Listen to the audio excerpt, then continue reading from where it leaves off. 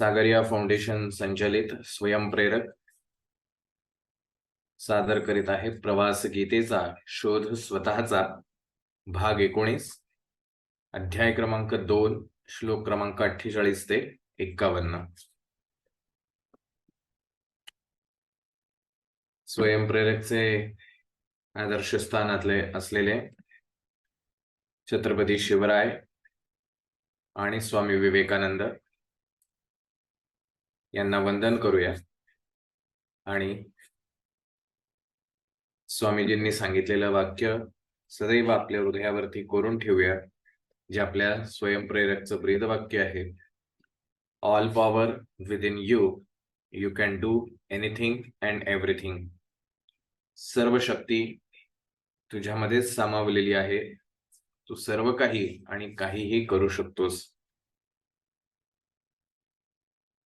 भगवंताच्या चरणांना वंदन करण्यासाठी आपण हात जोडून भगवंताची प्रार्थना करूया. वसुदेव सुतं देवं कंसचाणूरमर्दनं देवकी परमानंदं कृष्णं वंदे जगद्गुरुम्. ओम श्री परमात्मने नमः. भगवद्गीतेचा दुसरा अध्याय आपण गेल्या काही महिन्यांपासून पाहत आहोत. त्यावरती विचार मंथन करण्याचा प्रयत्न करत आहोत. आपल्या बुद्धीनुसार, आपल्या कुवतीनुसार, आपल्या क्षमतेनुसार आपण तो उहापोह करण्याचा प्रयत्न करतोय. त्यातून जेवढं आपल्याला समजेल त्या गोष्टी आपण घेऊन आपलं जीवन सुंदर करण्याचा प्रयत्न करत आहोत. दुसरा अध्याय हा 3 भागांमध्ये विभागला आहे असं म्हणायला हरकत नाही. कारण पहिल्या अध्यायामध्ये अर्जुनाने विविध माध्यमातून हे युद्ध का करणं योग्य नाही असं भगवंताला सांगून, आणि मी या युद्धाला तयार नाहीये, तरी मी आता काय करावं याबद्दल तू मार्गदर्शन करावं किंवा याबद्दल मला योग्य दिशा दाखवावी अशी म्हणून विनंती केलेली असते. आणि दुसऱ्या अध्यायाच्या सुरुवातीला ओवी क्रमांक किंवा श्लोक क्रमांक 11 पासून 25 पर्यंत भगवंत या विश्वाचं सत्य स्वरूप किंवा सत्य हे अर्जुनाला सांगतो. आत्मज्ञानाचा बोध तो त्या ठिकाणी करतो. किंबहुना एवढं सांगितल्यानंतर सगळंच जगातलं नश्वर होतं किंवा इतर सगळ्याच गोष्टीचं महत्व कमी होतं. पण तरीही ह्या 25व्या श्लोकानंतर पुढील भागांमध्ये जे आपण सध्या पाहतोय ते भगवंतानी कर्मयोग सांगितलेलं आहे. कारण ज्ञानाच्या गोष्टी कितीही सांगितल्या, कितीही छान वाटल्या, पटल्या, आवडल्या, तरी सुद्धा आपल्या दैनंदिन जीवन जगत असताना आपल्या समोर असलेल्या समस्या, आपल्या समोरची असलेली आव्हानं, हे सगळं करत असताना त्या ज्ञानाचा ताळमेळ कसा बसवायचा हे अगदी तारेवरची कसरत होते. आणि म्हणून भगवंत दुसरा पर्यायही आपल्याला सांगतो, तो म्हणजे कर्मयोगाचा. की तुझं दैनंदिन जीवन जे काही असेल ते तुला जशा पद्धतीने जगायचंय त्या पद्धतीने जग, परंतु ते कसं असलं पाहिजे, तुझी प्रत्येक ऍक्शन ही कशी असावी, तुझे प्रत्येक कर्म कृती ह्याच्या मागील तुझा उद्देश काय असावा, हे भगवंत गेल्या काही श्लोकांपासून आपल्याला सांगण्याचा प्रयत्न करतोय. कारण ते आपल्यासाठी आवश्यक आहे. आपण सर्वसामान्य माणसं आहोत, आपली बुद्धी सर्वसामान्य आहे. कितीही ज्ञानाच्या गोष्टी गोड वाटल्या तरी त्या आत्मसात करून जीवन जगणं हे तितकंसं सोपं नाहीच. आणि म्हणून हा कर्मयोग हाही आपल्यासाठी अत्यंत महत्वाचा आहे. म्हणून तो अतिशय विस्तृत आणि स्पष्ट शब्दांमध्ये भगवंताने अर्जुनाला सुद्धा विषद केलेला आहे. खरं बघायला गेलं तर अर्जुनाची अवस्था ही आपल्या सर्वांपेक्षा अतिशय सर्वोच्च आहे. त्याने अनेक गोष्टी प्राप्त केलेल्या आहेत, अनेक पराक्रम केलेले आहेत, कर्तृत्व गाजवलेले. तो एक महान धनुर्धर होता, त्याच प्रकारे तो एक उत्तम व्यक्ती सुद्धा होता. परंतु हाच अर्जुन इतकं सगळं ज्ञान आत्मसात करून महाभारत जिंकतो, परंतु महाभारतानंतर झालेली काही युद्ध त्याला हरावी लागतात.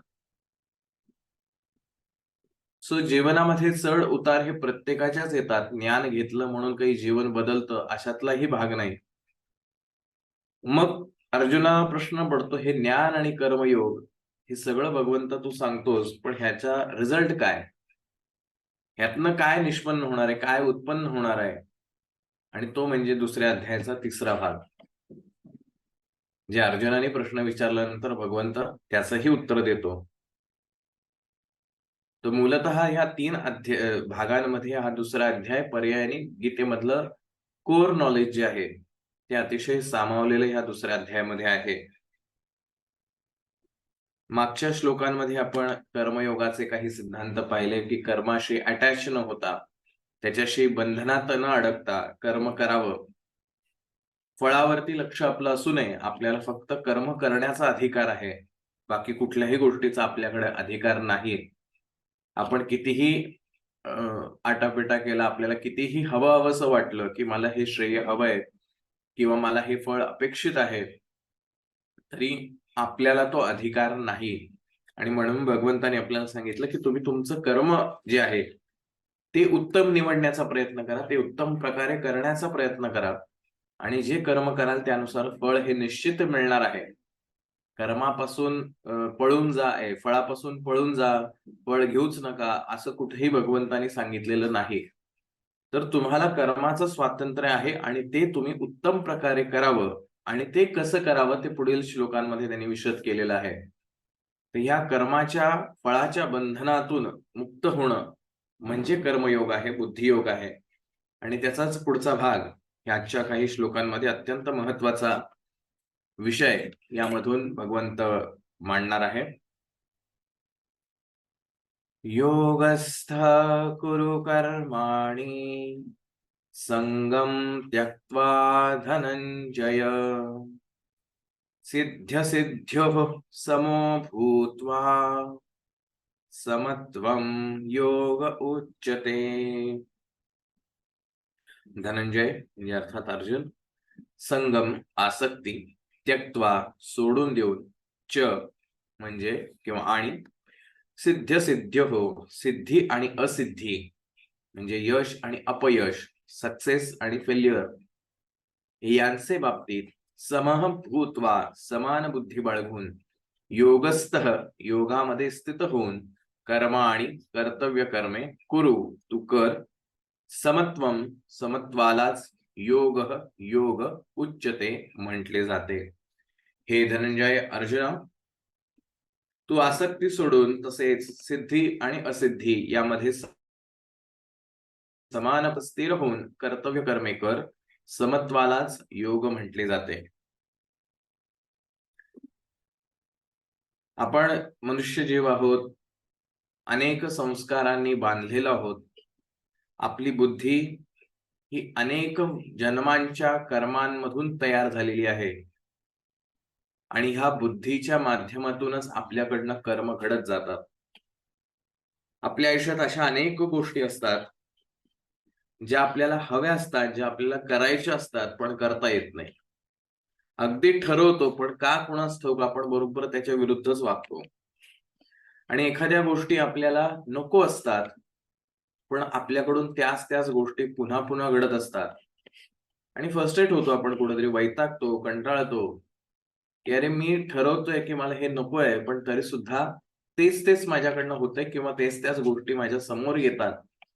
किंवा एखादी गोष्ट मला करायची आहे, त्याच्यासाठी आवश्यक असलेल्या ज्या काही गोष्टी आहेत त्याही माझ्याकडे आहेत, परंतु ते जेव्हा करायची वेळ येते त्यावेळेला माझ्याकडनं होतच नाही. मला अभ्यास करायचा आहे, अभ्यासात चांगले मार्क मिळायला पाहिजे याची मला जाणीव आहे.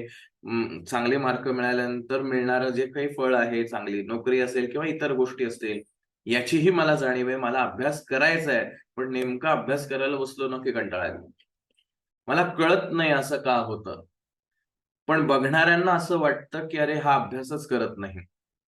आणि पर्यायाने ते आणखीन एक टेन्शन येऊन जातं, की सगळेजण आपल्याला एकच गोष्ट सांगत राहतात, की अरे तू अभ्यासच करत नाही म्हणून तुला मार्क मिळत नाहीत. पण त्यांना कसं सांगायचं, की मला खरं तर अभ्यास करायचा आहे, मला त्याची जाण आहे, जाणीव आहे, पण माझ्याकडनं होतच नाहीये. कारण समाजामध्ये किंवा आपल्या घरामध्ये सुद्धा हे ऍक्सेप्ट करणं हे फार अवघड गोष्ट आहे. आपण जर घरच्यांना असं सांगितलं की मला अभ्यास करायचा आहे पण माझ्याकडनं होतच नाही, तर घरचे नक्कीच आपल्याला म्हणतील की तू नाटके करतोयस, तुला अभ्यास करायचाच नाहीये म्हणून तू हे सगळं काहीतरी सांगतोयस. मग कळत नाही आपल्याला आयुष्यात का असं होतं.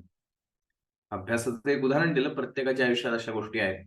एखादा विचार आपल्या डोक्यात नाही येऊन द्यायचा, असा अगदी आपण निश्चयाने ठरवतो, पण तेच विचार सातत्याने आपल्या आयुष्यात येत राहतात आणि आपल्याकडनं तशी ॲक्शनही होते. कृती घडल्यानंतर आपल्याला कळतं, अरे असं नव्हतं करायचं मला. मला चिडायचं नव्हतं, मला रागवायचं नव्हतं, मला ही गोष्ट नव्हती करायची, मला असं बोलायचं नव्हतं. पण मी का बोलून गेलो?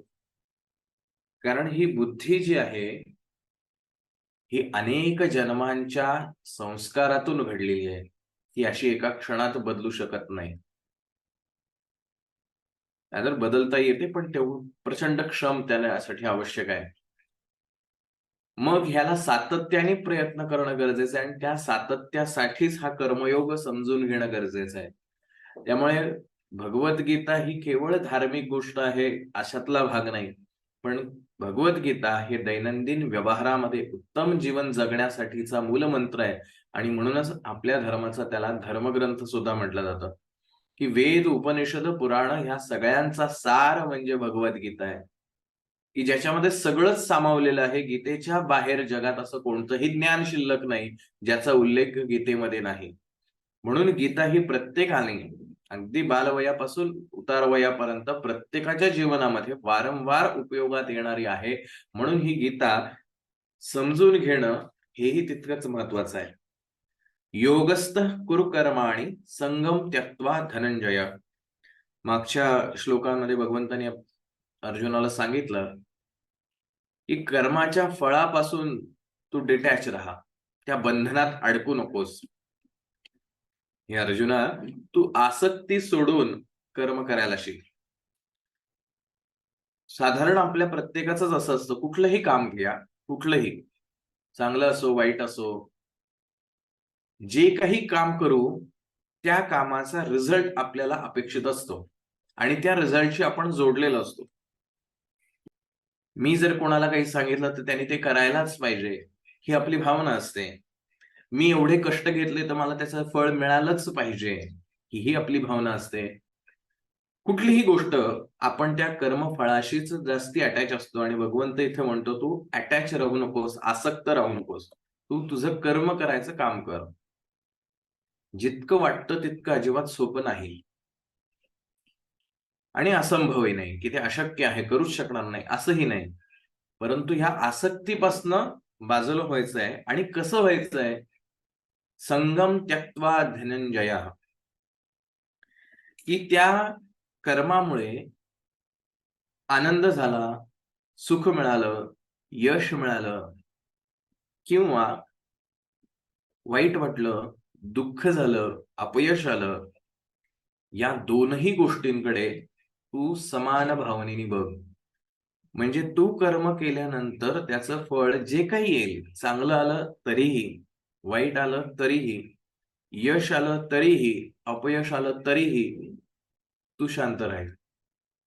जे काही रिझल्ट येईल, की आपण प्रचंड मेहनत घेतलेली आहे, परंतु त्याचे रिझल्ट तितकेसे अपेक्षित आपल्याला जे होते तेवढे मिळालेले नाहीत, तरी सुद्धा तू त्या दोन्हींकडे समान भावनेने बघ.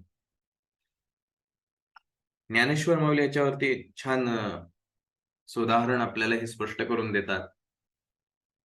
माऊली असं म्हणतात, "तू योगयुक्त होऊनी, फळाचा संग सांडूनी, मग अर्जुना चित्त देऊनी करी कर्मे. परी आदरिले कर्मदैवे, जरी समाप्ती ते पावे, तरी विशेष तेथ दोषावे, हेही नको." काय होतं, बऱ्याचदा आपण एक करायचं नाही म्हणून त्याच्या बरोबर विरुद्धार्थी जे असेल ते करण्याचा प्रयत्न करतो. कारण हे करायचं नाही म्हणल्यावर काय करायचं? त्याच्या विरुद्ध गोष्ट जी आहे ती करायची. तर माऊली आपल्याला इथे सांगतायत, की "अरे अर्जुना, तू समतारूप योगाचा अवलंब कर, की तू कर्म केल्यानंतर कर्मफळाची त्याची अपेक्षा न करता तू कर्म करत राहा." आता मागे आपण श्लोकांमध्ये पाहिलं होतं, की कर्म किंवा ॲक्शन कशी घडते आपल्याकडनं. मनात विचार कसा उमटतो, त्याच्यावर बुद्धी कसं काम करते आणि त्याच्यानुसार शरीराकडनं कृती कशी केली जाते. आता स्वामी विवेकानंदांनी याच्यावर अतिशय समर्पक उदाहरण दिलंय, की मला हे विचार थांबवायचे आहेत.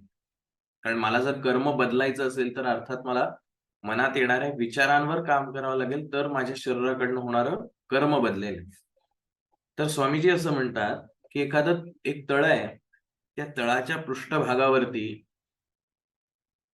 त्या तळ्याच्या अगदी खालच्या भागातनं एक बुडबुडा वरती येतोय हवेचा आणि तो वरती पृष्ठभागावरती येतो आणि मोठासा आपल्याला बुडबुडा दिसतोय तिथे. आता हा जर पृष्ठभागावरती येणारा बुडबुडा थांबवायचा असेल, तर त्याच्या मुळाशी जावं लागेल. आणि त्या मुळातून जिथं तयार होतोय, तिथे काम करावं लागेल म्हणजे पृष्ठभागावरती बुडबुडा येणार नाही. पण तेच जर मी बुडबुडा येतोय म्हणून सतत त्या पृष्ठभागावर काठी मारत राहिलो, तर वरचा येणारा पृष्ठभागावरचा बुडबुडा फुटेल. परंतु बुडबुडा येण्याचं जे काही प्रमाण आहे किंवा बुडबुडा येण्याचं कारण जे आहे ते कधीही नष्ट होऊ शकणार नाही. मग मला ह्या कर्म करत असताना फळापासून डिटॅच राहायचंय, यासाठी माझ्या मनामध्ये तसे विचार पेरणं आवश्यक आहे, की मला फक्त ॲक्शन ओरिएंटेड राहायचं आहे. माझं जे काही विहित कर्म असेल, जे काही माझं नियमानुसार, धर्मशास्त्रानुसार, कर्तव्य भावनेतून जे काही कर्म असेल, ते मला करायचंच आहे. परंतु त्याच्या फळाशी मला संलग्न राहायचं नाही. पण माऊली त्याच्यावरती पुढे सांगतात, की आता हे असं करायचं नाही, तर परंतु कार्याचा आरंभ केला आणि दैवयोगाने ते ज्ञानफळ देऊन सफळ झाले, तरीही त्यात विशेष आनंद मानून राहू नये. काय म्हणले माऊलीनी? "परी आदरिले कर्मदैवे" की तुझ्याकडनं एखादं कर्म झालं, तुझ्या संस्कारांना, मनात आलेल्या विचारांनी तुझं कर्म झालं.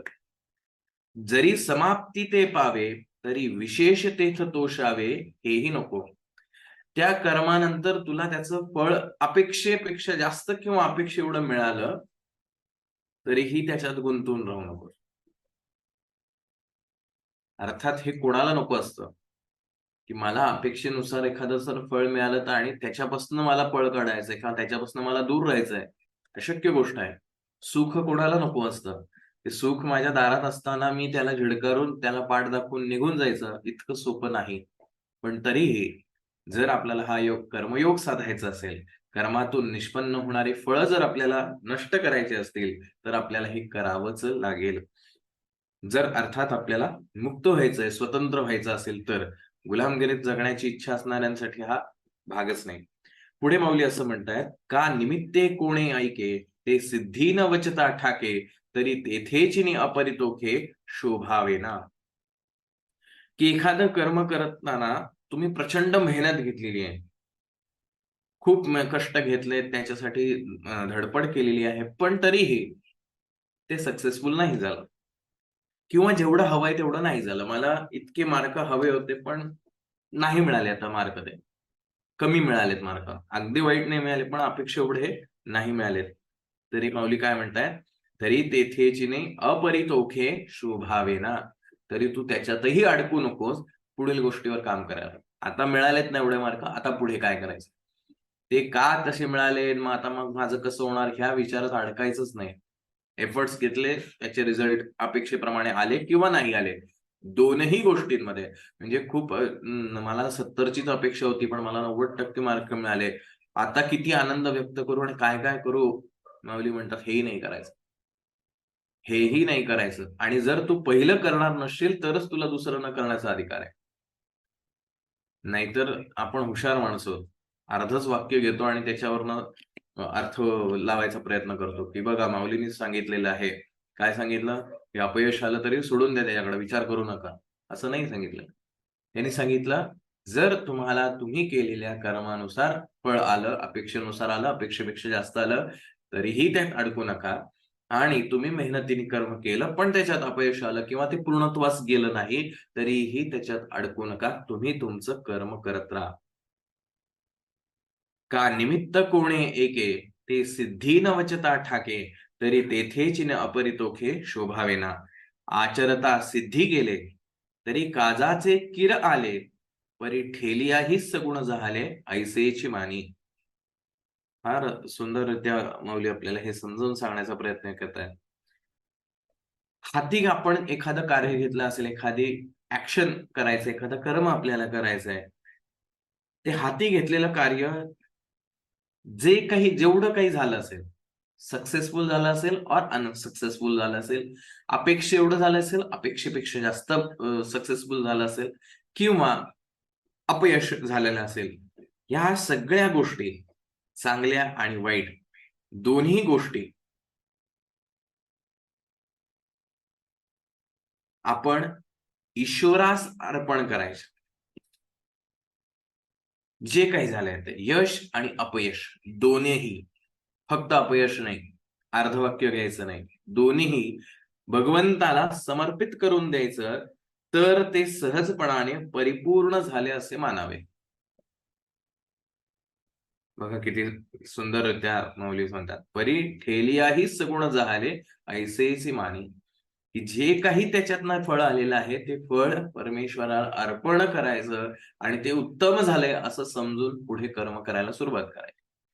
ना आनंदात थांबायचं आहे, ना दुःखामध्ये अडकून राहायचंय. दोनही गोष्टीमध्ये ते दोन्ही जे काही रिझल्ट येतील ते ईश्वरार्पण करून टाकायचे. आपण तोंडाने म्हणतो खरं अनेकदा की सगळं देवाला अर्पण, सगळं देवाच्या चरणी आहे. साधी मागेही म्हणलं होतं तसं, देवाला वाहिलेली दक्षिणेवरती सुद्धा आपण अधिकार ठेवतो. आपण काहीच वाहत नाही. देवाला दिलेल्या नारळावरती सुद्धा आपण अधिकार दाखवतो. आपण कुठे पाहतोय? एकदा त्याला अर्पण केल्यानंतर त्याच्यावर आपला अधिकार नसला पाहिजे. जे काही आपण कर्म केलंय त्या कर्माचं आपण देवाला अर्पण केल्यानंतर त्याचं हिस्ट्री किंवा त्याची मेमरी सुद्धा आपल्यामध्ये राहता कामा नये. पण आपण वारंवार लोकांना सांगत असतो, बघा मी हे केलं, मी ते केलं, मी असं केलं. मग जर ते ईश्वरार्पण केलेलं असेल तर ते तुमच्याकडे कसं अजून? आणि जर ते तुमच्याकडे असेल तर ते ईश्वरार्पण झालेलंच नाही. देखे जे तुला आले कर्म निपजे, ते तुले आदि पुरुषे जरी अर्पिजे, तरी परिपूर्ण सहजे जहाले जाणे. देखे संता संत कर्मी, हे जे सरीसेपणे मनोधर्मी, तेची योग स्थिती उत्तमी प्रशंसिजे. सिद्ध सिद्ध्यो समो भूत्वा. Success and unsuccess, success and failure, आनंद आणि दुःख, हे सगळं सिद्ध आणि सिद्ध सिद्ध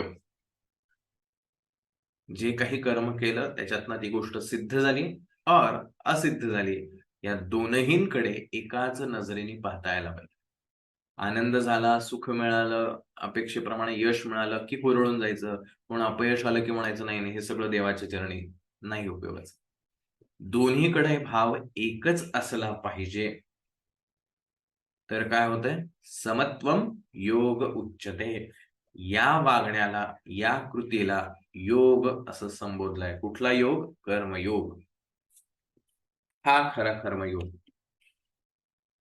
एखादं तुम्ही सामाजिक कार्य केलं असेल, लोकांना घडवण्याचं काम करत असाल, व्हॉटएव्हर जे काही केलेलं असेल, हे सगळं कर्म त्या ईश्वराला समर्पित करून टाकायचं.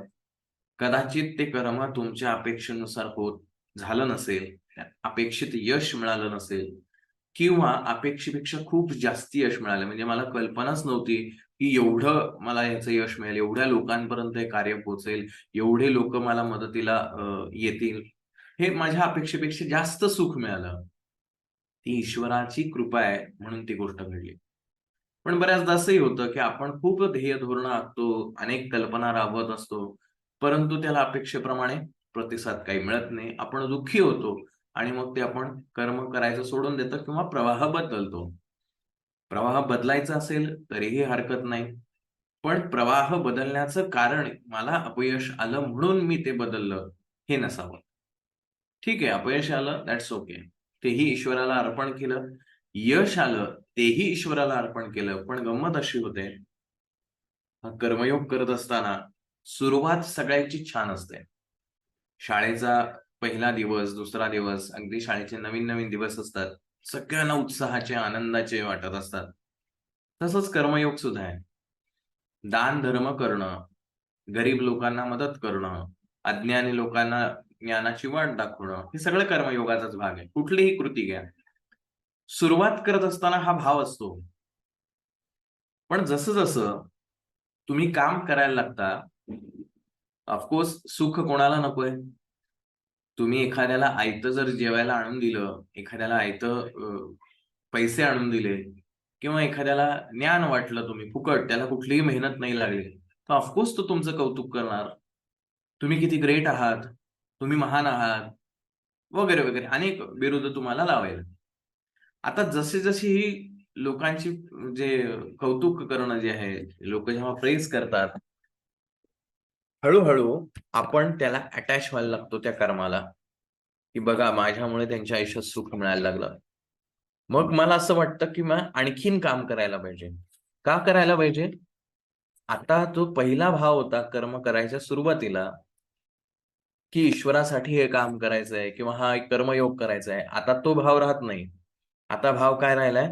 जास्तीत जास्त लोकांनी माझं कौतुक करावं म्हणून मला काम करायचंय. आणि अशा वेळेला जर एखादा कोणी आपल्याला विरुद्ध बोलला, या आजपर्यंत आपण कौतुक ऐकत आलेलो असतो. एखादा अचानक म्हणतात, तुम्ही काम करताय ते चुकीचं करताय. काही तो म्हणू शकतो, क्रिटिसाइज करू शकतो. आपल्याला दुःख होतं, राग येतो, चिडचिड होते आणि आपण कार्य करण्याच्या आपल्याला पद्धती ज्या आहेत त्या बदलत राहतो. काम करतोय, मदत करतोय. आत्ताही आपण समाजसेवा करतोय, समाजकार्य करतोय, सगळं करतोय. पण आता भाव तो असं बोललाय, थांब त्याला दाखवतो आता मी कसं काम करतो. कर्मयोग राहिला आणि पुन्हा आपण या आसक्तीमध्ये अडकत जातो. आणि बाहेरून बाहेरून बघणाऱ्याला असं वाटतं, की हा माणूस किती छान आहे, किती त्याग करतोय. प्रत्यक्षात तो त्याग नाही करत. हां, सुरुवातीला करत होता. त्याग कोणाला आवडत नाही. माझ्या सुखासाठी जर तुम्ही त्याग करणार असाल, तर माझ्यासाठी तुम्ही चांगलेच असाल. कारण मला सुख मिळावं म्हणून तुम्ही त्याग करताय. तुम्हाला सुख मिळावं म्हणून मी जर त्याग करत असेल, तर तुम्हाला ते छानच वाटणार आहे. आत्ताही गीता सेशन आपण सध्या घेतोय. तुम्ही सगळेजण बऱ्यापैकी जे आहे ते सेशन अटेंड करताय. काय अटेंड करताय? कोणासाठी अटेंड करताय? मूलतः माझी स्वतःची किंबहुना आपल्या प्रत्येकाची स्वतःची काय ओळख आहे? आपली ओळख परिस्थितीनुसार बदलणारी आहे. डॉक्टरकडे जर मी गेलो, तर माझी ओळख एक पेशंट आहे. डॉक्टरला जर माझं ऑपरेशन करायचं असेल, तर त्या डॉक्टरसाठी मी फक्त एक शरीर आहे. त्या शरीरामधल्या माझ्या पेशी आहेत, ऑर्गन्स आहे, ह्या पलीकडे माझं महत्व नाही. एखाद्या दुकानदाराकडे गेलो असेल, तर माझी व्हॅल्यू एक गिराईक ह्या पलीकडे काही नाही. एखाद्या जाहीर कार्यक्रमामध्ये, सभेमध्ये, गाण्याचे कार्यक्रम किंवा कुठली मैफल असेल, अशा ठिकाणी जर मी गेलो असेल, तर मी केवळ एक गर्दीतलं डोकं आहे. ह्याच्या पलीकडे माझी व्हॅल्यू नाही. माझी व्हॅल्यू प्रत्येक ठिकाणी, प्रत्येक परिस्थितीजन्य बदलत राहते. प्रत्येक नात्यानुसार माझी व्हॅल्यू बदलत राहते. मग माझी नेमकी ओळख नेमकी काय? डॉक्टरसाठी मी फक्त एक पेशंट आहे. दुकानदारासाठी मी फक्त एक गिराईक आहे. घरातल्या माणसांसाठी मी कोणीतरी घरातला आहे. ही सगळ्याच ज्या गोष्टी आहेत, ह्या गोष्टी तोपर्यंत आहेत, जोपर्यंत समोरच्याला आवडेल असं तुम्ही करताय. ज्या दिवशी त्याच्या नावडीचं तुम्ही वागत राहता, त्यावेळेला तुमची ओळख त्याच्या दृष्टीने संपते. एखाद्या डॉक्टरकडे जाताय, त्याचा चांगला गुण येतोय, तुम्ही त्याचं कौतुक करताय, त्या डॉक्टरला तो पेशंट चांगला वाटतो. पण उद्या तुम्हीच त्याच्या विरुद्ध बोलायला लागला, की तो म्हणतो, "तू माझ्याकडे नको येऊ. तुला कुठे जायचं तिकडे जाऊ शकतो." कारण आता अप्रिय, त्याच्या मनाविरुद्धच्या गोष्टी आपण बोलतो. गीता ऐकताना तुम्हाला छान वाटतंय, नॉट बिकॉज ऑफ मी. मी सांगतोय म्हणून त्याच्यातलं तुम्हाला काहीच आवडत नाहीये. त्यातला जो कंटेंट आहे तो तुमच्या मनाला भावतोय, तुमच्या विचारांशी, तुमच्या संस्कारांशी किंवा तुमच्या इच्छेनुरूप तो तुम्हाला चांगला वाटतोय म्हणून ती गीता चांगली आहे. ज्या दिवशी काहीतरी कठोर येईल, की जिथे तुमचा अहंकार दुखावला जाईल, जिथे तुम्हाला ते अप्रिय वाटेल, की एखादी गोष्ट मला सोडायची नाही आणि हे काय सोडायला मला सांगतायत, त्या क्षणापासून तुम्ही गीता म्हणाल, "हे गीता वगैरे काय वाचायची नाही. ती उतारवयात वाचावी." का? कारण ते तुम्हाला काही गोष्टी सोडायला भाग पडते आणि मला सोडायचं नाहीये. त्यामुळे प्रत्येकाच्या दृष्टीनं गीता वेगळी आहे. जो ज्या परिस्थितीत असेल, त्याच्यानुसार त्याची गीता वेगळी आहे. त्याच्यानुसार त्याची नाती वेगळी आहेत आणि त्याच्यानुसार त्याची ओळख वेगवेगळी आहे. मग एवढं सगळं करून ज्यावेळेला आपण मरणार आहोत, आपण मेल्यानंतर आपली ओळख काय असेल? Dead body. काय आहे आपली ओळख? या पलीकडे ओळखच नाहीये. म्हणून गीता आपल्याला स्वतःची ओळख करून देण्यास भाग पडतंय, की तुझं मूळ अस्तित्व काय आहे, जे 11 ते 25व्या श्लोकांमध्ये भगवंतानी आपल्याला सांगितलेलं आहे. ते तुझं मूळ अस्तित्व आहे, ती तुझी खरी ओळख आहे. ह्या बाकीच्या ज्या गोष्टी आहेत, त्या बाह्य रूपाशी निगडीत आहेत. तुझ्या मनातल्या विचारांशी निगडीत आहेत, तुझ्या शरीराशी निगडीत आहेत. बाकी तुझं ते मूळ रूप नाही. आणि म्हणून तू ह्या कर्मफळाच्या आसक्तीमध्ये अडकू नकोस आणि सिद्ध सिद्ध्यो समो भूत्वा, की ह्या यश आणि अपयश या दोघांकडेही तू समान नजरेने पाहण्याचा प्रयत्न केलास तर त्यालाच योग असं म्हटलं जातं. पुढील श्लोकात भगवंत असं म्हणतो, दूरैणं ह्यवरं कर्मं बुद्धियोगात् धनंजय बुद्धौ शरणमन्विच्छ कृपणः फलहेतवः. बुद्धियोगात, जे अर्थात कर्मयोगात, या समत्वरूपी कर्मयोगापेक्षा कर्म, सकाम कर्म, दूरेण अवरम, अत्यंत खालच्या श्रेणीचे आहे. अतः म्हणून धनंजय, हे धनंजय अर्जुना, बुद्धौ, समत्व बुद्धीमध्येच, आता जी मागच्या श्लोकांमध्ये भगवंतानी सांगितले, शरणम, रक्षणाचा उपाय, अन्विच्छ, तू शोध, ही कारण, फलहेतवः, फळाचा हेतू बनणारे लोक, कृपणः, अत्यंत दीन अथवा कंजूस, संती असतात. या समत्वरूप बुद्धियोगापेक्षा सकाम कर्म अत्यंत तुच्छ आहे. म्हणून हे धनंजय अर्जुना, तू समबुद्धीतच रक्षणाचा उपाय शोध, म्हणजेच कर्मयोगाचा अर्थात बुद्धियोगाचा आश्रय घे. कारण फळाची इच्छा बाळगणारे अत्यंत दीन असतात. मराठीतला दीन आपल्या सगळ्यांना परिचित असेलच. दूरेणं ह्यवरं कर्म बुद्धियोग धनंजय. मागील श्लोकात जो सिद्ध सिद्धयोग हा जो समत्व भाव भगवंतानी सांगितला, यश आणि अपयश, आनंद आणि दुःख या दोघांकडेही एकाच नजरेने, एकाच भावनेने पाहायला शिक, आणि तोच खरा योग आहे. हा योग भगवंत आता इथे कंपॅरिझन पण करून सांगतोय, तुलनात्मक दृष्टिकोनातून पण सांगतोय, की हा जो योग आहे बुद्धियोगा धनंजय, या समत्वरूप बुद्धियोगापेक्षा सकाम कर्म अत्यंत तुच्छ आहे. कुठलं सकाम कर्म? जे फळाशी निगडीत केलेलं आहे, रिझल्ट ओरिएंटेड काम केलेलं आहे, की असं असं फळ मिळावं म्हणून मी असं करतोय, एवढं पुण्य मला मिळावं म्हणून मी हे कर्म करतोय, दॅट इज सकाम कर्म. मग भगवंत इथे सांगतो, की जर तुला खरंच अपग्रेड व्हायचं असेल, और मुक्त व्हायचं असेल, स्वतंत्र व्हायचं असेल, पुढे जायचं असेल, तर तू काय करायला पाहिजेस? ज्याला नाही जायचं पुढे त्यांनी काय करावं? काही नाही, तो म्हणतो सकाम कर्म कर. वेदांमध्ये त्याच्यासाठी भरपूर कर्मकांडाचे भाग दिलेले, ते चुकीचे अजिबात नाहीये. आपल्या धर्माची विशेषता काय आहे?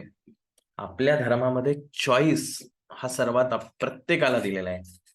विचार करा, जर भारतामध्ये किंवा हिंदू धर्मामध्ये फक्त एकच देव असता, शंकर म्हणजे शंकर, काय झालं असतं?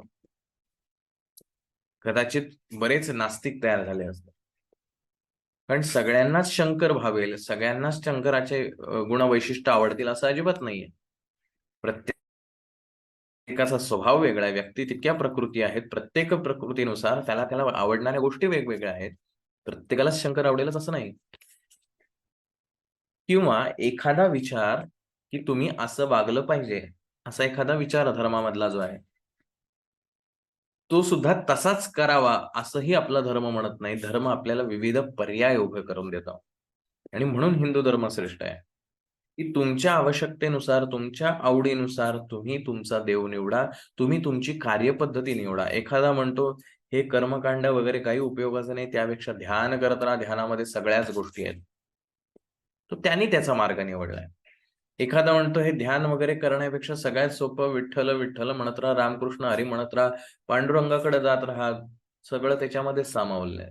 आपले अनेक संत चोखामेळा असतील, अनेक संत बहिणाबाई असतील, यांनी कुठली गोष्ट शिकली, कुठलं ज्ञान, कुठले वेद उपनिषद शिकलेले आहेत? काही शिकलेले नाही. पण भक्ती योगामध्ये परमेश्वराचं नाव घेत घेत ते परमेश्वराचे झाले. त्यामुळे ते म्हणले भक्तियोगच सर्वश्रेष्ठ आहे. ज्ञानेश्वर माऊलींसारखा महान संत जो म्हणला ज्ञान सुद्धा तितकंच महत्वाचं आहे. आणि ज्ञानाची ही गंगा आपल्या द्वारापर्यंत त्यांनी ज्ञानेश्वरीच्या माध्यमातून आणली. किती विचार प्रवाह झाले. मग ज्याला जो आवडला त्यांनी तो स्वीकारला. कारण त्याला ते स्वातंत्र्य आपल्या धर्माने दिलंय. पण इतर धर्मांमध्ये बघा, ज्याला आपण कट्टरता असं म्हणतोय, की मला जर तो देव मानायचा नसेल तर माझ्याकडे पर्यायच नाहीये. मला तो विचार मानायचा नसेल, मला जर पटत नसेल, तर माझ्याकडे दुसरा पर्यायच नाही. मग मी काय करू शकतो? आपल्याकडे उपवास करणं ही एक विचार पद्धती सांगितली, पण सगळ्यांनीच तो करतात अशातला भाग नाही. काहींकडे वेगळ्या पद्धतीनं करतात. कारण आपल्याला ते स्वातंत्र्य धर्माने दिलंय. आणि म्हणून आपला धर्म सनातन आहे, पण आजही तितकाच टिकून आहे, इतकी आक्रमणं होऊन सुद्धा. हे आपल्या धर्माचं वैशिष्ट्य आहे. ख्रिश्चन धर्मामध्ये जर बघितलं तरी सुद्धा आपल्याला तेच दिसेल. एककल्लित मार्ग आहे. एकच प्रमाण, एकच सगळ्या गोष्टी, ह्याच्यानुसारच चालायचं नाही. ह्याच्यानुसार नाही चाललं की तुम्ही धर्मविरुद्ध झाला.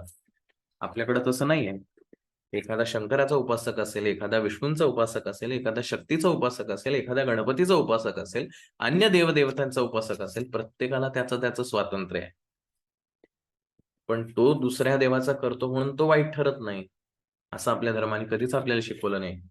सर्वांकडे समान भावनेने, सर्व कर्मफळामध्ये समान भावनेने पाहण्याचा जो भाग आहे, हा सकाम कर्म करण्यापेक्षा नेहमीच चांगला आहे, असं भगवंत आपल्याला म्हणतो. तुमच्या आवडीनुसार आणि तुमच्या ध्येय धोरणानुसार तुम्हाला निवडायचं आहे, की तुम्हाला कुठला मार्ग पाहिजे. सकाम पाहिजे का हा कर्मयोगाचा निवडायचा? तुम्ही सकाम निवडला म्हणून काही वाईट ठरत नाही किंवा तुम्ही आता बिनकामाचे आहात असंही ठरत नाही.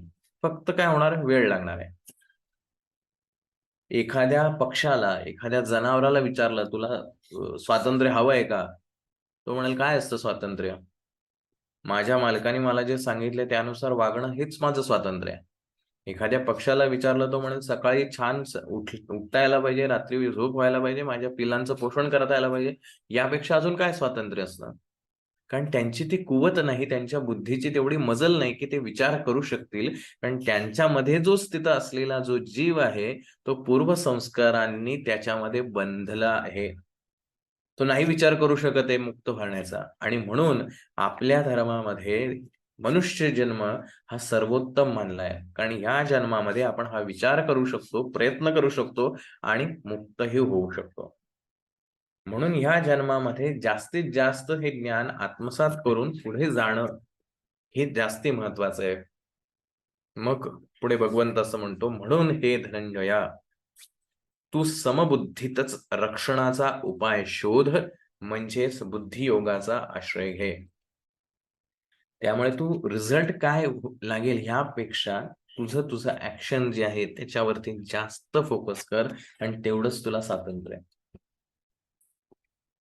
कदाचित युद्धामध्ये तू मारलाही जाशील, कदाचित तुझ्याकडनं लोक मारले जातील. दोघांकडे एकाच नजरेने पाहायला लागेल. आणि तोच श्रेष्ठ होण्याचा, उत्तम होण्याचा एकमेव मार्ग आहे. कारण फळाची इच्छा बाळगणारे अत्यंत दीन असतात. आता फळाची इच्छा न बाळगता जगता येणं किती अवघड आहे याची आपल्या सगळ्यांना जाणीव नक्कीच होईल. सकाळी उठल्यापासून रात्री झोपेपर्यंत, आणि रात्री लागलेली झोप सुद्धा मला चांगली लागली पाहिजे, ही सुद्धा फळाचीच असलेली अपेक्षा आहे. त्याच्याशिवाय आपण आपलं दैनंदिन जीवनच जगू शकत नाही. रात्री जर झोप व्यवस्थित नाही झाली तर दिवस खराब जातोय, याची सगळ्यांना आपल्याला जाणीव आहे. शरीर बिघडतं, आरोग्य बिघडतं, हेही आपल्याला माहिती आहे. त्यामुळे त्या फळाची अपेक्षा ठेवायलाच लागते. मग कसं करायचं? भगवंत तर इथं म्हणतो, फळाची अपेक्षा ठेवू नका. दैनंदिन जीवनामध्ये ऑफिसमध्ये जर तुम्ही काम करत असाल, महिनाभर काम केलं आणि म्हणला नाही नाही, भगवंताने सांगितलंय फळाची अपेक्षा ठेवू नको, साहेब तुम्हाला पगार द्यायचा तर द्या, नाही दिला तरी चालेल, असं जगायचं आहे? नाही. हा अर्थाचा अनर्थ होतो. आपल्याला कर्माच्या फळाच्या आसक्तीमध्ये अडकायचं नाही, असं भगवंताने सांगितलेलं आहे. ती जी आसक्ती आहे, ती अटॅचमेंट जी आहे, त्या अटॅचमेंट मध्ये राहायचं नाही, असं भगवंताला सांगायचं आहे. आणि ती समत्व बुद्धी जी आहे, ती आपल्याकडे असणं गरजेचं आहे.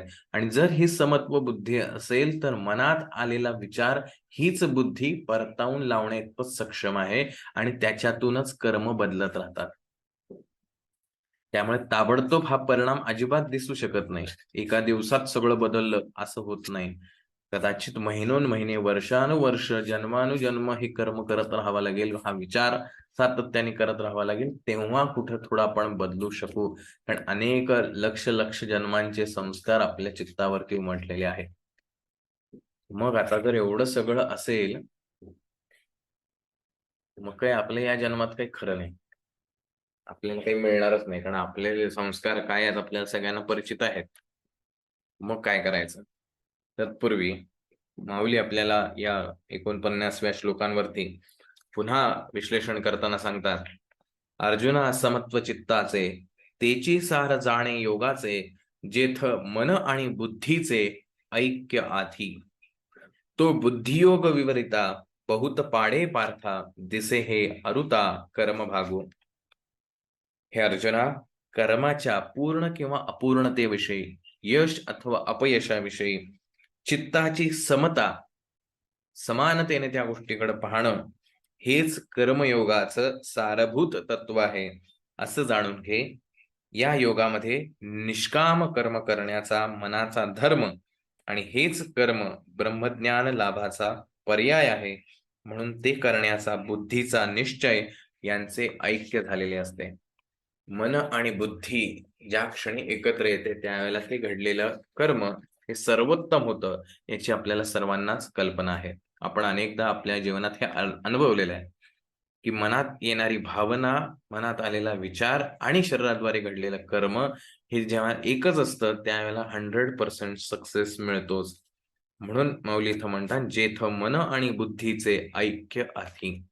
की मनही आता त्या भावनेमध्ये अडकून राहत नाही यश आणि अपयशाचा.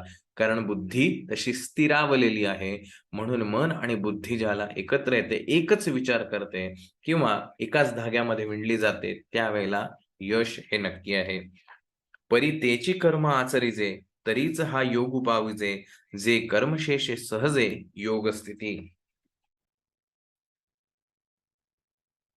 आपण आता हे करायचं जरी ठरवलं तरी ते तितकंसं सोपं नाही. मग काय करावं?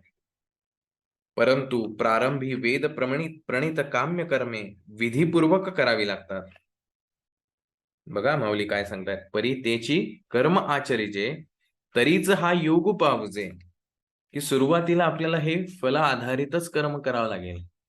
जसं अथर्वशीर्ष म्हणायचंय, काय फळ मिळणार आहे? एवढी एवढी फळं मिळणार आहे त्याची. चला मग 21 पारायण करू, 108 पारायण करू, एवढे मंगळवार उपवास करू वगैरे वगैरे. हे सुरुवातीला करावं लागणार आहे. ही सकाम कर्मे आचरत असताना त्यातला कर्तृत्वाचा गर्व फार महत्वाचा आहे. की आपल्याला ते ॲक्शन करायचंय, आपल्याला फळंही पाहिजे, वेदांनी आपल्याला जी सगळ्या फलश्रुती पाहिजे त्या आपल्याला मिळायला पाहिजे, कारण सुख हे आपल्याला अपेक्षित असतं. पण मग काय करायचंय, ही जी सकाम कर्म आपण करत आहोत, यातला कर्तृत्वाचा जो गर्व आहे, अहंकार आहे, की मी हे करतोय. माझ्यामुळे हे होतंय आणि फलाशा यांचा त्याग केल्यावर जे कर्म शिल्लक राहते, त्याला आपोआप योगाची स्थिती प्राप्त होते. की हे जे कर्म आहे, हे कर्म जे काही तुम्ही करणार आहात फळाच्या अपेक्षेने, ते करा. हरकत नाही. कारण आपली बुद्धी सामान्य आहे. आपण अजून त्या अवस्थेला पोहोचायचो आहे.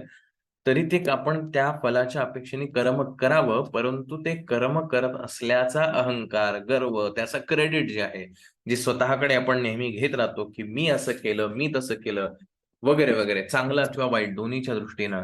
त्या कर्तृत्वाचा गर्व आणि फलाशा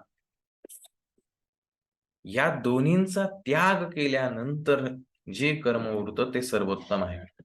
आणि असं कर्म तू करत राहा. म्हणून बुद्धियोग सधरू तेथे अर्जुना होई स्थिरू, मने करी अभेरू फळ हेतुचा. जे फलाचा हेतू जो आहे किंवा फळाच्या आधारित असलेलं उद्दिष्ट ठेवून केलेलं कर्म आहे, तो फळ हेतू जो आहे त्याचा तू त्याग कर. जे बुद्धियोगा योजिले तेची पारंगत झाले, ही उभय संबंधी उदयबंधी सांडिले पाप पुण्य. सो ऍक्शन करत राहायचे, परंतु त्याच्या फळाशी डिटॅच राहण्याचा प्रयत्न करायचा आहे. नाही जमलं तर सर्वोत्तम उपाय त्यासाठी आहे, जो आता मागच्या श्लोकामध्ये माऊलींनी आपल्याला सांगितला, जे काही कर्म कराल ते सर्व ईश्वरार्पण करा. पुन्हा त्याची स्मृती सुद्धा मनात ठेवून द्यायची नाही. ईश्वराला अर्पण. माझ्याकडनं चूक झाली, मला ह्या नव्हता विचार करायचा, मला हे नव्हतं करायचं, ईश्वरार्पण असतो. आणि सोडून द्यायचं, विसरून जायचं. कदाचित पुन्हा घडेल, पुन्हा राग येईल, पुन्हा चिडचिड होईल, ईश्वरार्पण असतो. असं करता करता करता करता ती गोष्ट ऑटोमॅटिकली बाजूला पडेल. एकदा रामकृष्ण परमहंसांना एका भक्ताने प्रश्न विचारला की म्हणे, स्वामीजी तुम्ही असं म्हणताय की सगळ्या इच्छा ह्या सोडून द्यायच्या, इच्छा विरहित कर्म करायचं, मग तुम्ही तर म्हणता भगवंताची इच्छा करा, मग ते कसं काय? ते पण ती इच्छाच आहे, मग ती कशी काय योग्य ठरते? त्याला रामकृष्ण म्हणले, बरोबर आहे, ती सुद्धा इच्छाच आहे, पण ती बरोबर आहे. त्याचं कारण असं, बाकीच्या ज्या सगळ्या इच्छा आपल्या असतात, या इच्छा कशाशी निगडीत आहेत? आपल्या शरीराशी. आपल्या शरीराला सुख मिळावं यासाठी आहेत, किंवा आपल्या मनाशी निगडीत आहे. मनाला आनंद वाटावा, मनाला सुख वाटावं, म्हणून आपण त्या इच्छा करतो. कुठल्याही, खाण्याच्या असो, फिरण्याच्या असो, बोलण्याच्या असो, आणखीन कशाचे. एक तर मनाच्या सुखासाठी किंवा शरीराच्या सुखासाठी. मग हे दोन्ही, शरीर आणि मन, हे शाश्वत आहे का? नाही, ते नश्वर आहे, ते असत्य आहे. ते प्रतिबिंब आहे, ते मूळ बिंब नाही, मूळ प्रतिमा ती नाही. म्हणून मन आणि शरीराच्या तृप्ततेसाठी, सुखासाठी ज्या काही इच्छा धरल्या जात आहेत, त्या इच्छा सोडणं, किंवा त्या इच्छा ज्या आहेत त्या वाईट आहेत. परंतु ज्याला मी ईश्वर प्राप्तीची इच्छा धरतो, त्यावेळेला ती इच्छा कोणासाठी आहे? ना शरीराच्या सुखासाठी, ना मनाच्या सुखासाठी, ती सत्य स्वरूपाची आहे. आणि म्हणून ती इच्छा धरणं ही चांगली गोष्ट आहे. म्हणून ईश्वराचं व्हायचं आहे, म्हणून मला हे कर्म करायचं आहे, आणि मग जे काही कर्म केलं असेल ते ईश्वरालाच अर्पण करून द्यायचं आहे. स्वतःकडे कसलंही कर्तृत्व न ठेवता हा कर्मयोग आपल्याला साधता आला तर आपण सर्व सुखी होऊ शकतो. संत रामदास स्वामी आपल्याला जे सांगून गेले, जगी सर्व सुखी असा कोण आहे? का सुखी नाहीये? कारण प्रत्येक जण ह्या फळाशी जोडलेला आहे, आणि फळ हे नेहमीच आपल्या अपेक्षेप्रमाणे लागत नाही.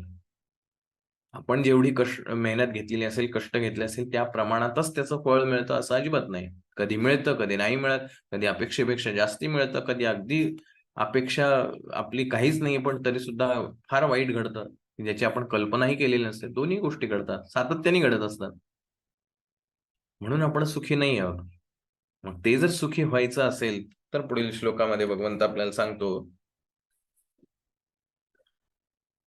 अत्यंत महत्वाचं, बुद्धियुक्तो जहातीह उभे सुकृत दुष्कृते तस्माद्योगाय युज्यस्व योग कर्म सुकौशलम. बुद्धियुक्त, समबुद्धीने युक्त असा पुरुष इह याच लोकात सुकृत दुष्कृते उभे, पुण्य आणि पाप या दोहोंचाही जहाती त्याग करतो. तस्मात म्हणून योगाय समत्वरूप योगाला युज्यस्व तू लागून राहा. योग अर्थात हा समत्वरूप योग, कर्मसु कर्मातील कौशल्यम कौशल्य आहे, म्हणजेच कर्मबंधनातून सुटण्याचा उपाय आहे. समबुद्धीचा पुरुष पुण्य व पाप या दोहोंचाही याच जगात त्याग करतो, अर्थात त्यापासून मुक्त होतो. म्हणून तू समत्वरूप योगाला चिकटून राहा. हा समत्वरूप योगच कर्मातील कौशल्य आहे, म्हणजेच कर्मबंधनातून सुटण्याचा उपाय आहे. आता आपण म्हणलं की जर एवढं ते कष्टदायक आहे, एवढ्या जन्मोजन्मीचे संस्कार आहेत, तर मग आपल्याकडनं काही या जन्मात होणारच नाही. पण भगवंत इथं म्हणतो, इह याच ठिकाणी घडू शकतं, इथेच घडू शकतं. कारण आपल्याला हे माहिती असतं की माणूस मेल्यानंतर स्वर्ग दिसेल, माणूस मेल्यानंतर ईश्वराची प्राप्ती होईल, माणूस मेल्यानंतर त्याला असं मिळेल, असं आपण जेव्हा म्हणतो, माणूस मेल्यानंतर काय होते कोणी बघितलंय? या जन्मात इथे मला हे अनुभवता येऊ शकतं का? ही मुक्तता, हे स्वातंत्र्य, हा मोक्ष मला अनुभवता येईल का या जन्मात? भगवंत म्हणतो येस, बुद्धियुक्तो जहातीह. की असा जर बुद्धियुक्त कर्म, जो समत्व बुद्धीचा योग आहे, हा जर तू केलास तर तू याच लोकात उभे सुकृत दुष्कृते, पाप आणि पुण्य या दोहोंचाही त्याग करून टाकशील. मला पापही नको आणि पुण्यही नको. बँकेमध्ये जर आपण म्हणलं अकाउंट असेल आणि काही कारणास्तव आपल्याला ते अकाउंट क्लोज करायचं आहे, जर त्या अकाउंटमध्ये बॅलन्स असेल तर बँक आपल्याला म्हणेल की तो बॅलन्स नील करा, पैसे काढून घ्या, मग आपण अकाउंट क्लोज करूया. किंवा माझं लोन आहे बँकेमध्ये आणि त्या अकाउंटची लिंक आहे, तरीही बँक ते अकाउंट आपल्याला बंद करून देणार नाही. ज्या वेळेला तो बँकेतला बॅलन्स नील होईल, ना आता माझे बँकेत काही पैसे आहेत, ना मला काही बँकेला देणं आहे, दोन्ही अवस्था ज्यावेळेला होईल त्याच वेळेला बँक म्हणेल की तुम्ही आता अकाउंट क्लोज करू शकता. माझे जर बँकेमध्ये 10,000 रुपये ठेवलेले आहेत आणि माझी इच्छा आहे की मला बँक अकाउंट क्लोज करायचं आहे, बँक म्हणेल आधी 10,000 काढून घ्या, मग अकाउंट क्लोज करू. म्हणजे मी पुण्य कमवलं, खूप पुण्य कमवलं, की आयुष्यभर मी फक्त पुण्य कमवण्यासाठी कर्म करत गेलो, बँकेमध्ये प्रचंड पैसा सेव्ह केला आणि भगवंताला म्हणलं, भगवंता मला अकाउंट क्लोज करून दे, मला स्वतंत्र हवाय, मुक्त हवंय, मोक्ष हवाय. भगवंत काय म्हणेल, अरे ते एवढं पुण्य कमवलंच ना, ते आता पुण्याचं फळ भोगावं लागेल. ते पुण्याचं फळ म्हणजे काय? आयुष्यात सुख मिळणार आहे. पुढचा जन्म आता तुला सुखी कुटुंबात मिळेल, चांगलं जीवन जगायला मिळेल. आणि अर्थात सुख जर दाराशी लोळत असेल तर मनातला अहंकार वाढतो, दुष्कर्म वाढायला लागतात. ह्याची आपल्याला सगळ्यांनाच कल्पना आहे, अगदीच अपवाद सोडता. कारण सगळं रेडीमेड असलं की कष्टच करावे लागत नाही ना. पण मी जे मागे पुण्यकर्म केले त्याचं फळ म्हणून मला हे मिळालंय सगळं सुख. पण त्यातनं काय झालं? माझ्यातले पापकर्म करण्यासाठीचे विचार तसे तयार होत गेले. आणि मग जेव्हा ते पुण्य संपेल तोपर्यंत मी जे पापकर्म वागलेलं असेल, याला सगळं ऐशोआरामात जगलेला असतो, लहानपणापासून पैसा वैसा भरपूर आहे, तो दुसऱ्या पोरांना, दुसऱ्या लोकांशी किती कशा पद्धतीने वागतो याची आपल्याला सगळ्यांना कल्पना आहे. मग आता हे जे लहानपणापासून असं कर्म तयार होणार त्याचं फळ परत भोगावं लागणार. हे पुण्य जरी कमवलं, किंवा अगदी मागच्या आपण श्लोकांमध्ये पाहिलं जसं की खूप पुण्य कमवलं, स्वर्गपदाची प्राप्ती झाली, स्वर्ग मिळाला, स्वर्गामध्ये प्रचंड सुख भोगायला मिळालं, पुण्यफळ संपलं, आता भगवंत म्हणेल झालं पुण्यफळ भोगून, आता पुन्हा मृत्यूलोकात यावं लागेल. म्हणून सुकृत दुष्कृते उभे, हे पुण्य आणि पाप या दोहोंचाही त्याग करावा लागेल. पुण्याचाही त्याग करावा लागेल आणि पापाचाही त्याग करावा लागेल. असं नाही म्हणू शकत की फक्त मी पापाचा त्याग करतो, पुण्याचा नको. म्हणजे माझं लोन आहे ते तेवढं तुम्ही वे ऑफ करून टाका, पण माझे पैसे आहेत का तुमच्याकडे? नाही नाही, ते द्या मला. नाही, दोन्ही नाही होणार. हे जर नको असेल तर तेही नाही मिळणार. पाप जर नको असेल, पापाचा त्याग करायची इच्छा असेल की मी काही चुकलेलं आहे, ती चूक माझी नाहीच असं जर मला म्हणायचं असेल, तर मी जे काही चांगलं केलंय तेही माझं नाही हे मला म्हणावंच लागेल, तरच तुम्हाला ते नियम लागू पडेल, अन्यथा नाही. उभे सुकृत दुष्कृते, हा बुद्धियोग जर तुला साधायचा असेल तर पाप आणि पुण्य ह्या दोघांचाही तुला त्याग करावा लागेल. तस्मात योगाय युज्यस्व योग, तस्मात योगाय युज्यस्व. म्हणून तू अशा कर्मयोगाला, समत्व बुद्धीच्या या योगाला चिकटून राहा, किंवा ते समत्व योग जो आहे तो सातत्याने करण्याचा प्रयत्न कर. जमेल नाही जमेल ह्याचा विचारच नाही करायचा, कारण रिझल्टचा आपल्याला अपेक्षा ठेवायचीच नाहीये. आपल्याला कर्म करत राहायचं, मला हे असं वागायचं आहे, जमेल का? मग त्यातनं मला काही त्रास होईल का? मला त्यातनं काही फायदा होईल का? मग कसं काय समत्व योग होणार? आपल्याला कर्मच करायचा अधिकार आहे, फक्त बाकीचा अधिकारच नाही. कर्म करत राहा, रिझल्ट ऑटोमॅटिकली येत राहील. आणि हाच योग कर्मसु कौशलम. बघा, एखादा जीवनामध्ये प्रत्येकाच्या फील्डमध्ये एक्सपर्ट असतो. एक्सपर्ट म्हणजे काय, की जो त्या विषयामधला प्रचंड सखोल त्याच्याकडे ज्ञान असतं, कारण सातत्याने त्याच विषयावरती तो काम करत असतो.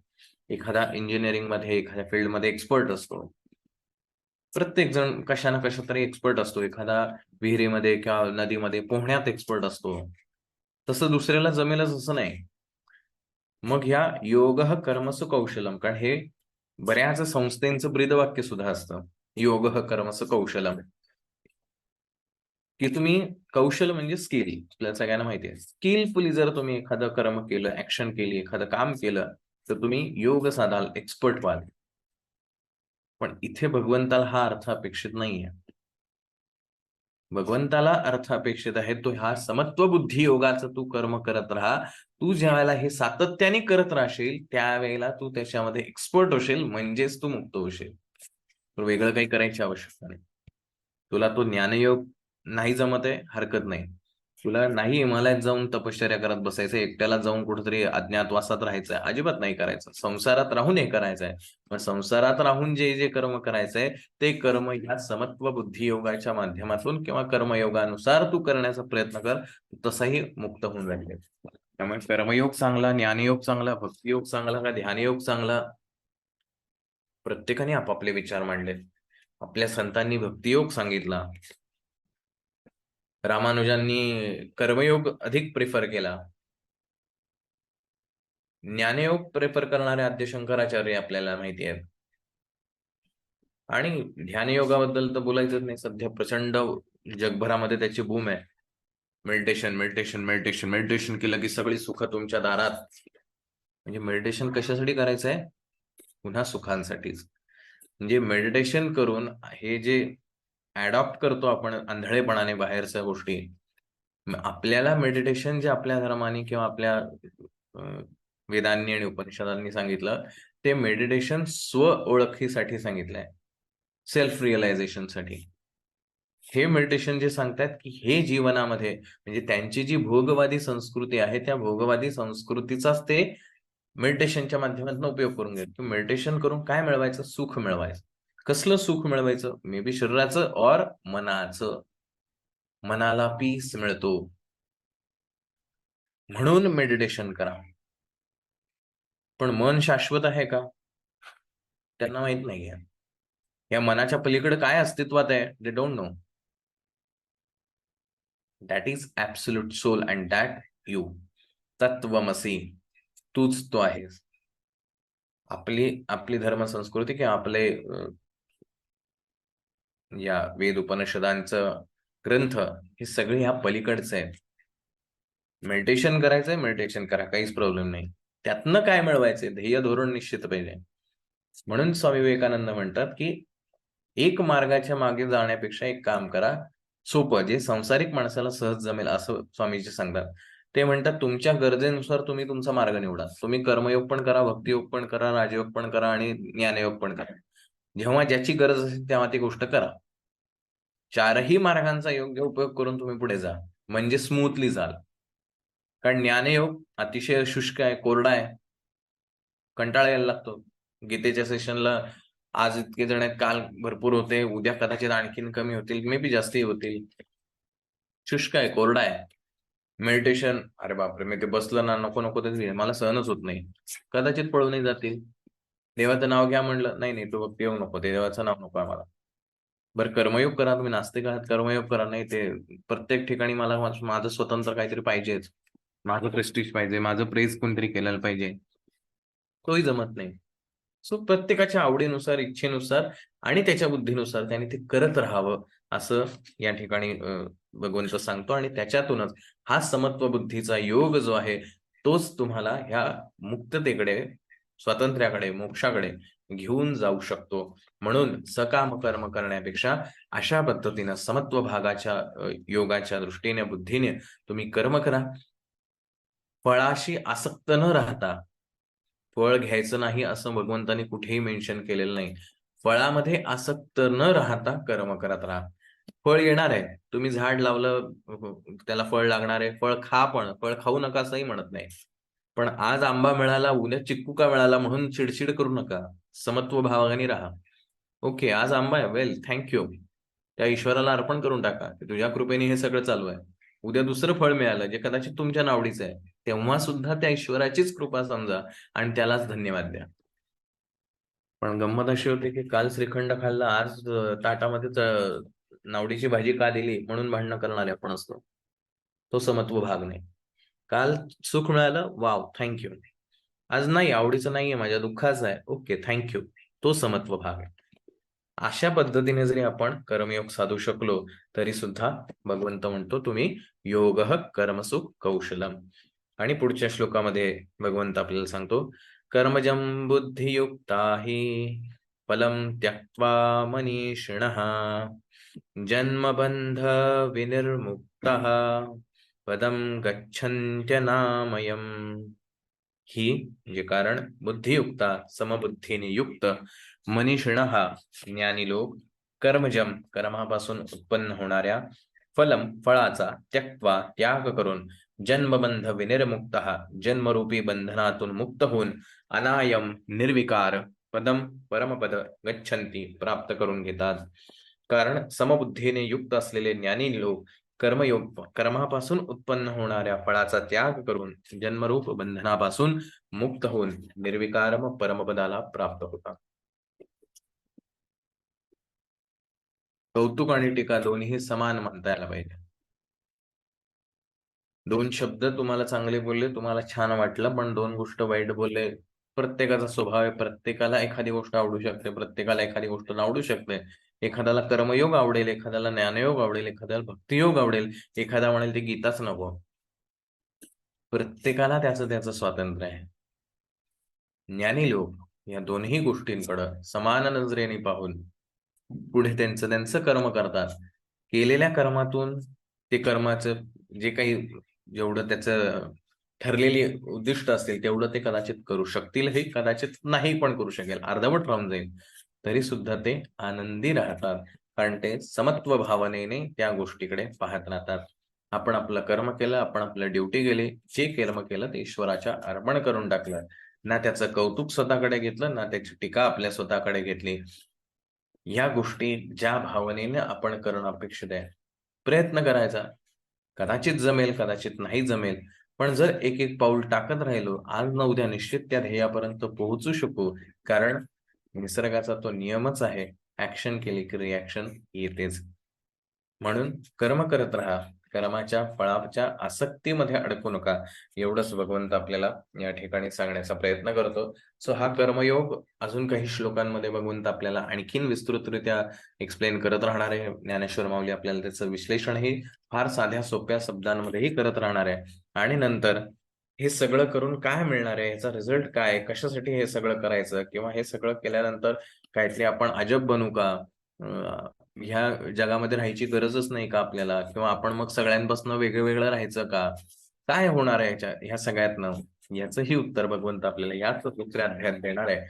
तो आजचा झालेला भाग याच ठिकाणी समर्पित करतो आणि थांबतो. आपण सर्व श्रोते जे आहेत त्या आपण अतिशय तन्मयतेने ह्या सगळ्या सेशनला जॉईन झाला त्याबद्दल आपल्या सर्वांचे पुनश्च एकदा आभार. असा सहभाग आपलाही असावा, आपणही इतरांना सांगावं, आपलं जीवन समृद्ध करावं. शेवटी जिथे प्रकाश येतो त्या ठिकाणचा अंधार आपोआप जातो. त्याच प्रकारे तुमच्या जीवनात प्रकाश आला, तुमचं व्यक्तिमत्व बदललं, तुमचं जीवन बदलायला लागलं की आपोआप तुमच्या आजूबाजूच्या लोकांचंही जीवन सहजरित्या बदलत राहील. म्हणून लोकांचं आयुष्य बदलण्याच्या फंदात पडण्यापेक्षा स्वतःचं आयुष्य समृद्ध करत राहा. ऑटोमॅटिकली इतरांचंही आयुष्य समृद्ध होत राहील.